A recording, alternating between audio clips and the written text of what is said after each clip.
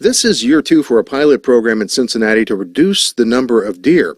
And here to give us an update on the Clifton Deer program are Lori Briggs, one of the founders of Clifton Deer, and Vicki DiNicola, Vice President and Operations Manager of White Buffalo Incorporated, a contractor for the program. You can be part of our discussion at 513-419-7100. You can email talk@wvxu.org, or you can find us on Facebook or Twitter. And Lori and Vicki, thank you for joining us this afternoon. Thank you. Lori, give us some background about Clifton Deer and why this program was started in the first place. Right. Well, thanks, Mark. We started as a citizen-initiated collaboration with the Cincinnati Park Board. The Park Board has the tough job of keeping our parks healthy and in an eco-sustainable situation, not only for our current generation, but for generations to come. And deer overpopulation is a problem with that. And so they've had for about a decade a bow hunting program. They were talking about bringing bow hunting to the Clifton area parks, and there were a number of residents who thought that it wasn't necessarily an appropriate setting for bow hunting because it's a very urban area. We collaborated with the park to come up with a non-lethal solution and got approval from the park board and from the state Division of Wildlife. And as you said, we're in year 2, so things are going well. You know, it's kind of surprising to hear that deer can be a problem even in an urban setting. I mean, how big a problem are they? Well, you know, it depends on, obviously, the level of overpopulation. Varies from community to community, but we have in about the 1 square mile of our program, we found in the first year that there were about 100 deer in that square mile. And it's obviously a pretty built up, there's not a whole lot of land. So that is, I think, by most standards would be considered overpopulation. What are the boundaries of that one square mile area that we're talking about? It is I-75, Clifton Avenue, and Ludlow Avenue. So it's basically Gaslight section of Clifton. Mm-hmm. Vicki, tell us about the process. How does this work? Well, we started working with Lori, and they did a lot of the initial proposal writing, got the permit, and then we show up each year. Basically, Lori's been out setting up and looking at the deer that are in the area, setting up bait sites, and then we're basically there for 3 or 4 nights capturing animals and bringing them to a surgical facility. And a local veterinarian is conducting the ovariectomies, and then we put them back out into the field and recover them. And then we've done work this year to estimate the population again. So ovariectomy, what exactly is that, Vicki? We're removing the ovaries. Okay, and how does that compare to, say, sterilizing a domestic animal, a dog or a cat? So typically when you take your dog or cat into the spade, they're basically removing the entire uterus. So it's more like not a hysterectomy, but you're removing the ovaries and the uterus.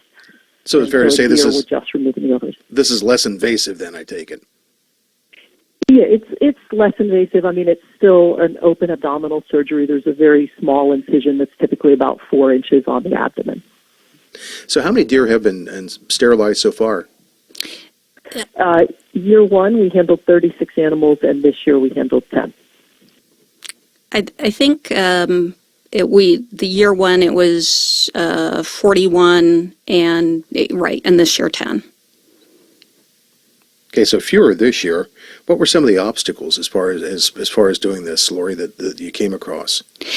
Well, the interesting thing is we are trying to cooperate with Mother Nature, but it doesn't always cooperate with us. Mother Nature can be very unpredictable, yes.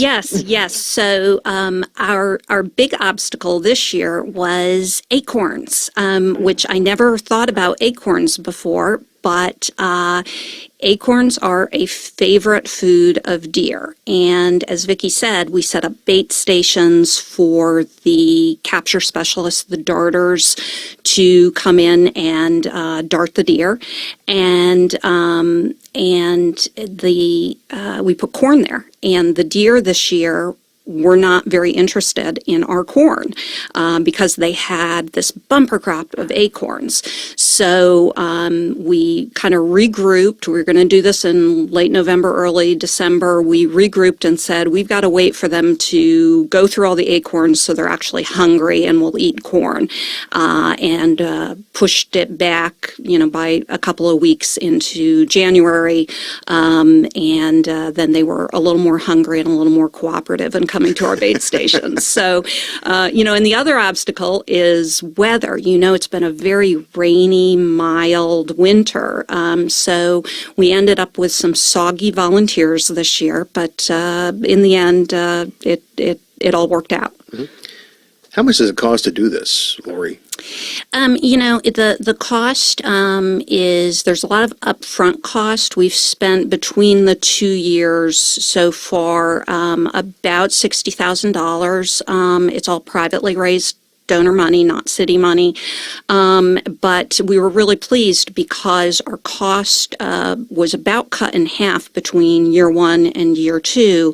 And over time, we hope to reduce our costs even further for a couple of reasons.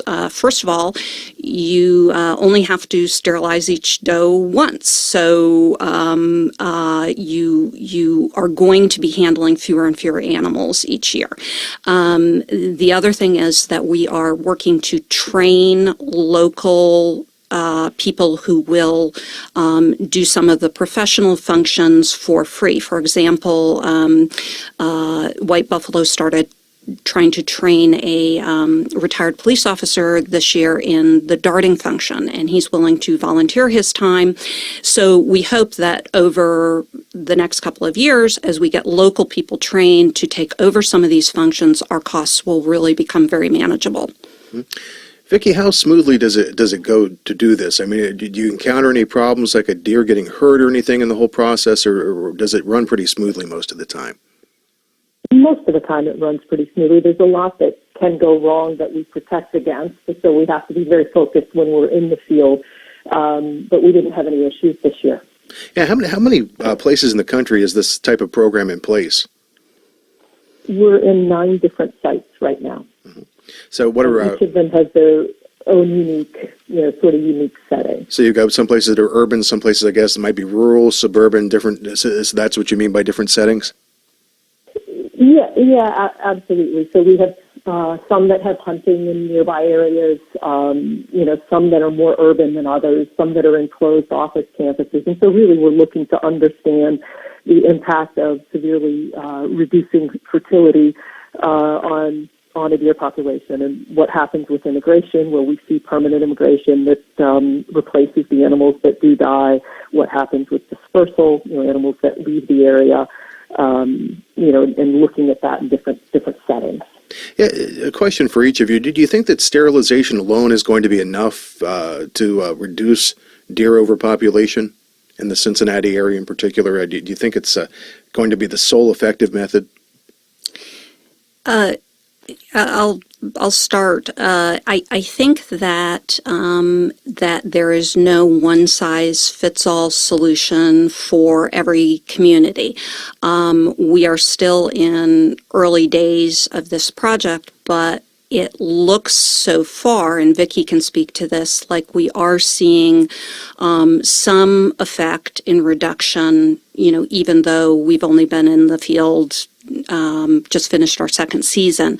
But there may be areas where this doesn't work or where the community would prefer hunting. I think that this provides another tool in the toolbox for communities and the park board, and each community in conjunction with the regulators needs to decide what they want, whether they prefer hunting, whether hunting is going to be effective, whether they prefer this approach, whether this is going to be effective. Mm-hmm. Vicki, did you want to weigh in? Yep.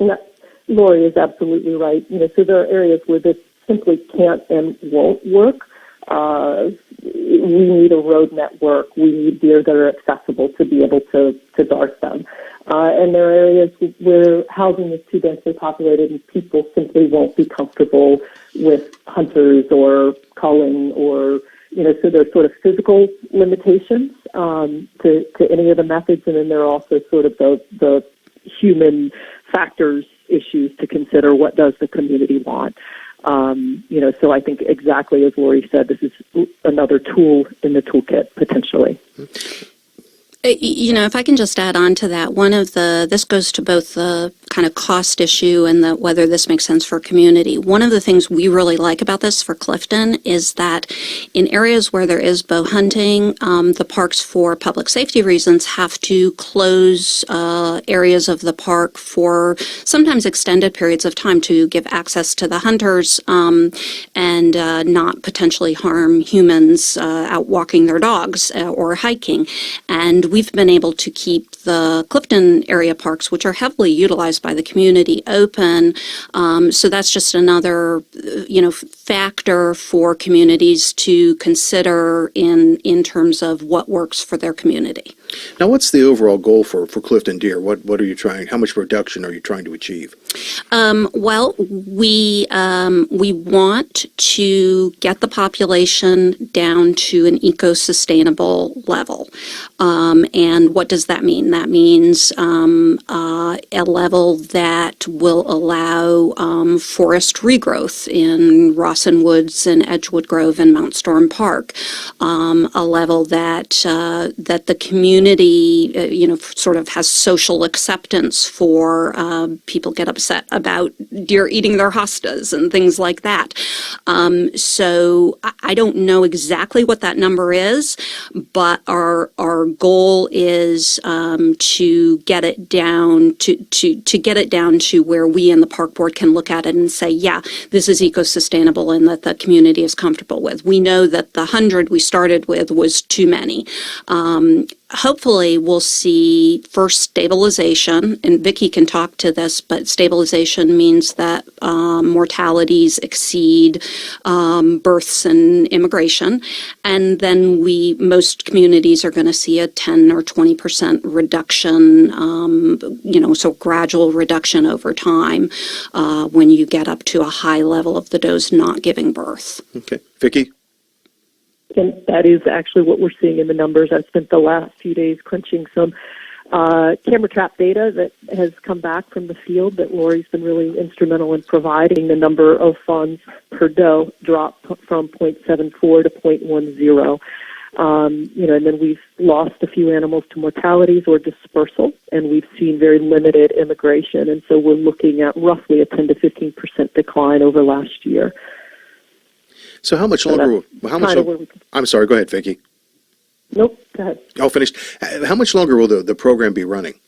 Well, our arrangement with the park board, the collaboration is a 5-year pilot program. So, and we have a 3-year permit from the state wildlife division. They don't give permits for longer than 3 years. So even though it's a 5-year pilot program, they give us a 3-year permit. So in 2018, we'll be going back asking for renewal of that. So we're hoping it goes at least 5 years. And, we're eager to see the results. And I know the park board is looking to look at the results to see whether it makes sense to continue it after that. So when's the next round of sterilizations? When's that going to happen again? It would be either this coming December or, depending on, again, Mother Nature and acorns and whether all those things cooperate or not. Exactly. We watch the trees.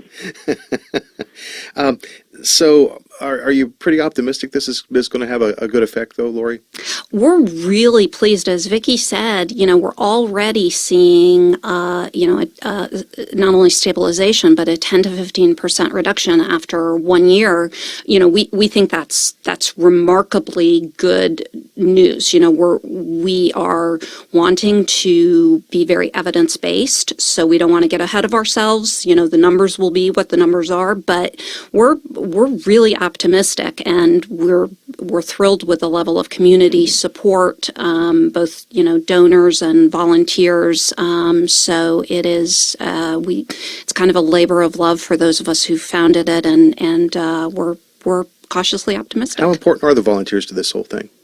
Oh, they're really crucial. I should say that we would be absolutely nowhere without White Buffalo. Vicki and Tony DiNicola and their team are remarkable professionals, and so all the volunteers in the world wouldn't make up for that. But there are so many things that volunteers handle, tending the bait stations, making meals for the team. We have volunteers who actually put the sedated deer on stretchers and carry them from the field, in the dark, in the woods, in the cold, back to the surgical center, and then back again. We even had volunteers who walked Vicki and Tony's little dog who travels with them. So, it's been wonderful, the level of volunteer support. We have a lot of UC students who are very excited about this program, and it's been great to have that sort of youth component of our program. The youthful energy always helps. Exactly, especially 3:00 in the morning. It really helps. So I take it you're always looking for help on this project. Oh, yes, definitely. Okay. What's the website for your organization? It's cliftondeer.org. Okay, and we have a link to that at wvxu.org as well. And Lori and Vicki, thank you so much for joining us this afternoon. Thank you. Absolutely. Thank you. Lori Briggs, one of the founders of CliftonDeer.org, and Vicki DiNicola, Vice President and Operations Manager of White Buffalo Incorporated.